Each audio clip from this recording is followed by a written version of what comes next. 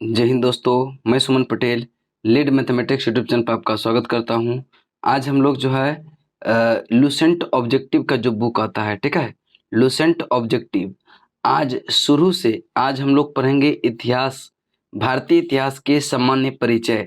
और इसमें total 44 plus question दिया हुआ है, ठीक है। इस सारे क्वेश्चन को हम लोग डिस्कस करेंगे और ए टू जेड ये बुक को हम कंप्लीट करवाने का प्रयास करेंगे, ठीक है। बस आप लोग का सहयोग चाहिए, ठीक है।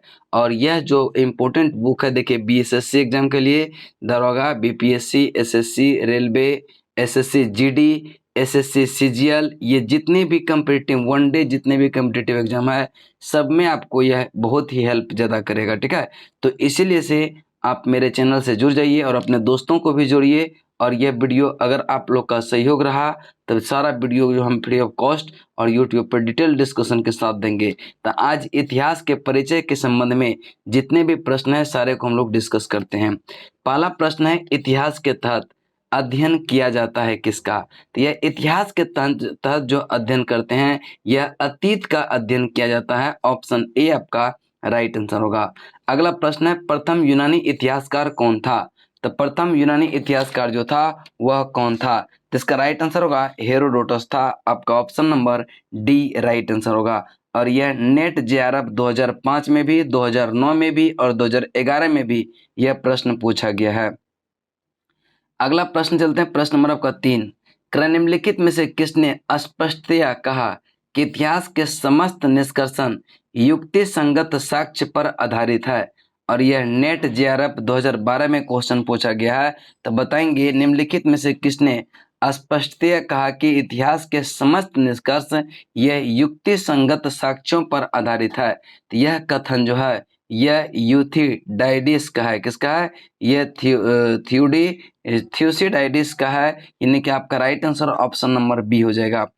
नेक्स्ट है, द हिस्ट्रीज के रचनाकार नाम जो है द हिस्ट्रीज के रचनाकार का नाम क्या है?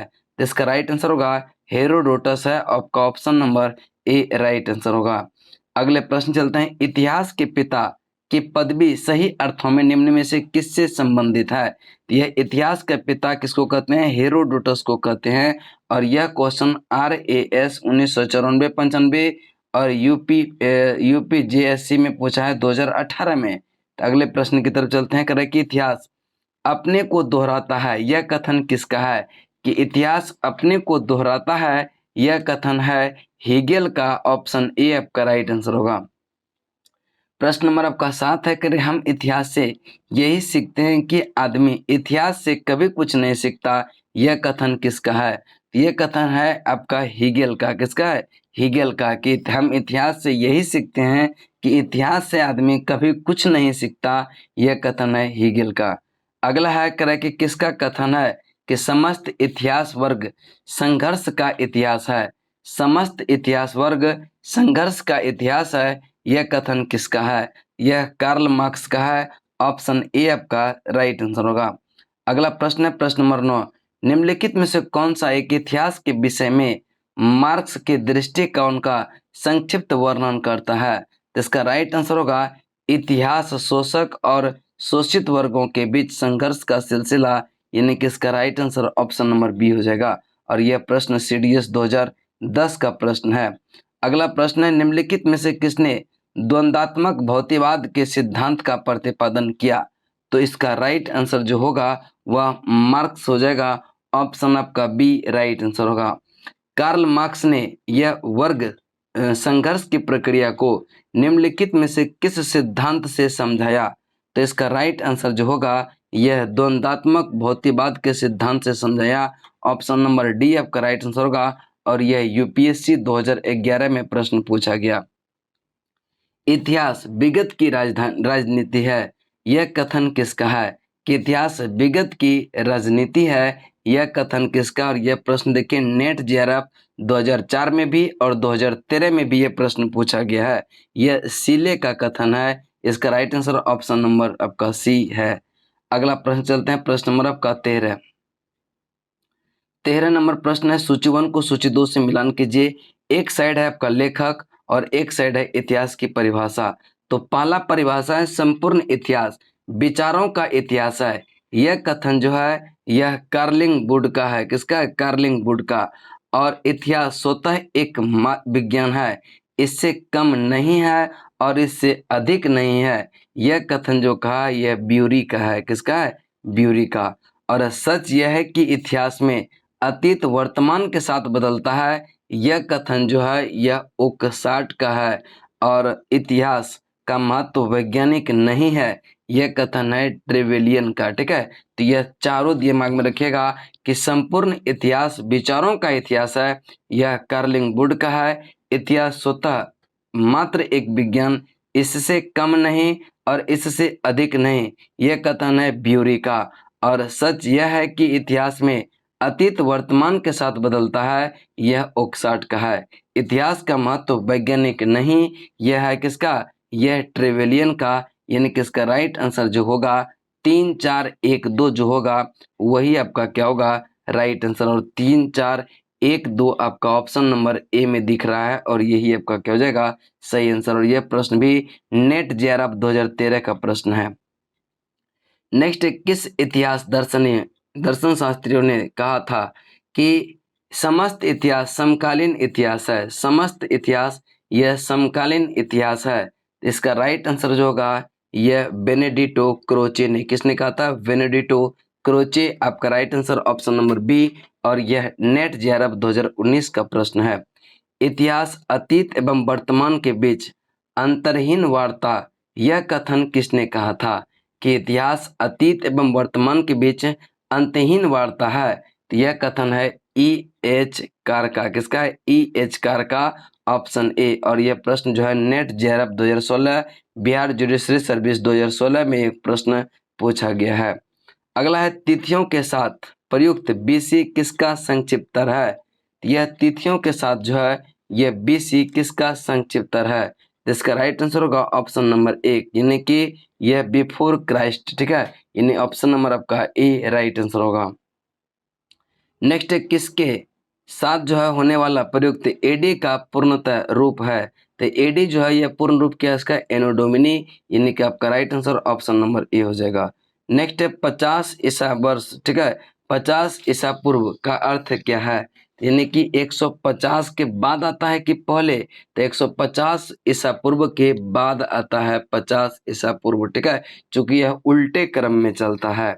अगला प्रश्न चलते हैं, प्रश्न नंबर आपका 19 करें कि 2015 में किस शताब्दी में आता है? 1015 ये किस शताब्दी में आता है? तो 1015 जो है यह 11वीं शताब्दी में आता है। ऑप्शन आपका डी राइट आंसर होगा। चलिए अगले प्रश्न चलते हैं, करें कि विक्रम संवत जो प्रारंभ हुआ था यह कब हुआ था? विक्रम संवत के प्रारंभ हुआ था 58 ईसा पूर्व में, यानी कि आपका हो जाएगा 1 का 4। ठीक है, उसके बाद शक संवत की बात करते हैं तो शक संवत जो है यह 78 में। ठीक है, शक संवत 78। और गुप्त संवत की बात करते हैं यह आपका हुआ था, गुप्त संवत हुआ था 320। ठीक है, और कलिंग संवत की बात करते हैं तो ये 3102 ईसा पूर्व, यानी इसका राइट आंसर जो हो जाएगा वह कौन सा हो जाएगा? देखिएगा, इसका राइट आंसर जो हो जाएगा 4321 जिसमें होगा वही आपका क्या हो जाएगा? राइट आंसर होगा 4321। और इसका राइट आंसर जो होगा ऑप्शन नंबर क्या हो जाएगा? 4 हो जाएगा। ठीक है, ऑप्शन नंबर 4। और ये यूपीएससी 1995 का प्रश्न है। अगला प्रश्न है करा कि विक्रम संवत प्रारंभ हुआ था कब? तभी बताए थे विक्रम संवत जो प्रारंभ हुआ था यह 58 ईसा पूर्व में हुआ था। और शक संवत की बात करते हैं तो शक संवत जो है यह 1800 शक संवत जो हुआ था 78 ईस्वी में। शक संवत का प्रारंभ किस सम्राट के शासनकाल में 78 ईस्वी में हुआ था? तो यह शक संवत प्रारंभ क्या था? यह किस शासक ने? यह एसएससी 2008, सीआरपीएफ में 2008 में, डब्ल्यू यानी पश्चिम बंगाल पीसीएस में, और जेपीएससी में भी बहुत ही इंपॉर्टेंट क्वेश्चन है। और यह क्या था? किसने? कनिष्क ने। ऑप्शन आपका डी राइट आंसर होगा। नेक्स्ट है भारत का राष्ट्रीय पंचांग किस संवत पर आधारित है? भारत का राष्ट्रीय पंचांग जो है यह शक संवत पर आधारित है। ऑप्शन डी आपका राइट आंसर होगा। गुप्त संवत यह 1919-20। ठीक है, 319-20 के आरंभ करने का श्रेय किसे जाता है? तो इसका राइट आंसर होगा चंद्रगुप्त प्रथम को, आपका right answer option number A हो जाएगा। नेक्स्ट है करेक्ट कि चंद्रगुप्त ने गुप्त संवत का प्रारंभ किस उपलक्ष्य में किया था? तो इसका राइट आंसर जो होगा यह अपने राज्यारोहण के स्मारक के रूप में किया था। ऑप्शन ए आपका राइट आंसर होगा। नेक्स्ट है निम्नलिखित कथन पर विचार कीजिए दिए गए कोट का और बताएं कौन सा इसमें सही है, कौन सा सही है। तो पहला है विक्रम संवत 58 ईस्वी पूर्व में आरंभ हुआ, शक संवत 78 में आरंभ हुआ, सही है। गुप्त संवत यह 319 20 में आरंभ हुआ। भारत में मुसलमान का आक्रमण यह 1192 को से शुरू हुआ, यह कथन गलत है, जबकि 1 2 और 3 क्या है, सही है। और यह यूपी पीसीएस 2011 का प्रश्न है। हर्षवर्धन 606 ईस्वी में हर्ष संवत की स्थापना किस उपलक्ष्य में किया था? तो यह इसका राइट आंसर होगा अपने, यह किस उपलक्ष्य में किया था? अपने राज्यारोहण के उपलक्ष्य में, यानी कि इसका right answer option number A हो जाएगा। अगला प्रश्न है निम्नलिखित में से कौन सा संवत जो कलचुरी द्वारा प्रयुक्त किए जाने के कारण जो है कलचुरी संवत भी कहलाता है? तो इसका राइट आंसर होगा त्रैकुटक संवत, इसका right answer option number C सही आंसर होगा। अगला प्रश्न है चालुक्य विक्रम संवत प्रचलन किसने किया था? चालुक्य विक्रम संवत की बात कर रहे हैं। चालुक्य विक्रम संवत के किसने प्रचलन किया था? तो इसका राइट आंसर होगा विक्रमादित्य 6 ने, इसका right answer option number C होगा। चालुक्य यह विक्रम संवत का प्रचलन जो किया था यह विक्रमादित्य 6 ने किया था। अगला प्रश्न है करें कि निम्नलिखित में से किसे एक नए संवत चलाने का यश प्राप्त हुआ? नए संवत चलाने का यश प्राप्त हुआ लक्ष्मण सेन, इसका राइट आंसर होगा ऑप्शन नंबर डी। और यह प्रश्न देखिए यूपी पीसीएस 1999 का प्रश्न है। निम्नलिखित में से कौन सा वर्ष दिसंबर 2009 में शक संवत का वर्ष होगा? तो देखिए यहाँ बात करते हैं कि जो भी शक संवत का वर्ष होगा तो जो ईस्वी दिया हुआ है उसमें क्या करते हैं 78 को घटा देते हैं। तो यह 2009 दिया है ना, तो 78 घटाएंगे तो यह क्या होगा 1931 होगा। इसका राइट आंसर होगा ऑप्शन नंबर ए, ठीक है। उसके बाद फिर है विक्रम संवत, ठीक है।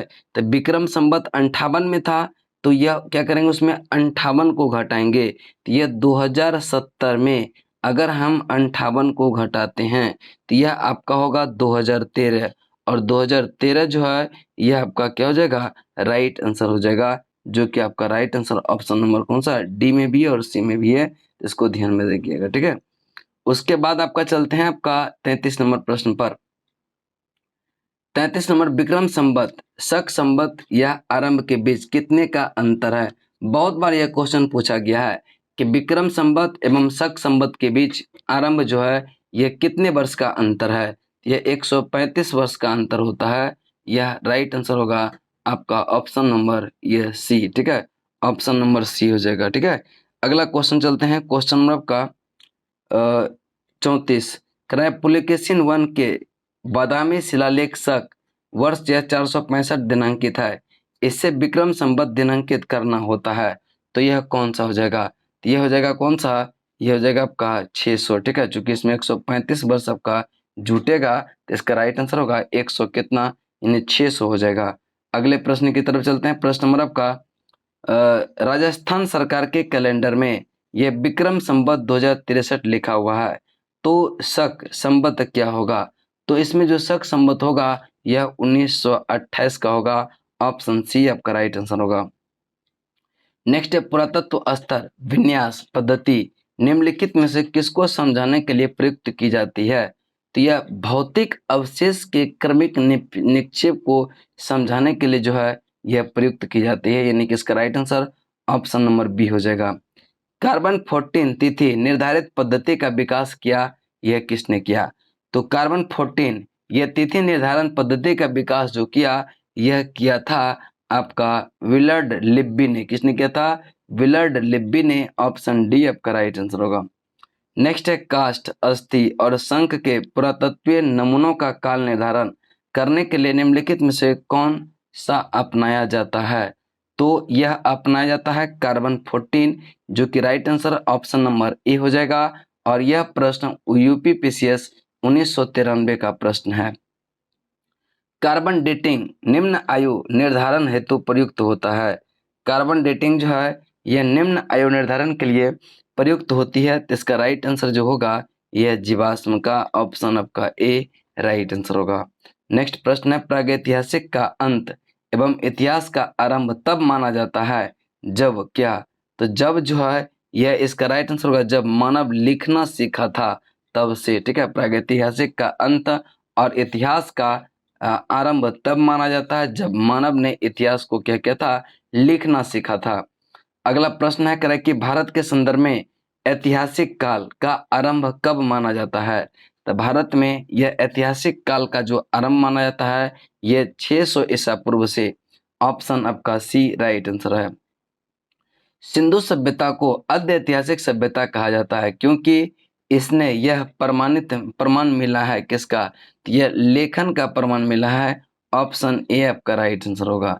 अगला प्रश्न है कि शक संवत पर आधारित पंचांग का चैत्र ग्रेगोरियन कैलेंडर के निम्नलिखित तिथियों में से यह किस एक के तदनुरूप है?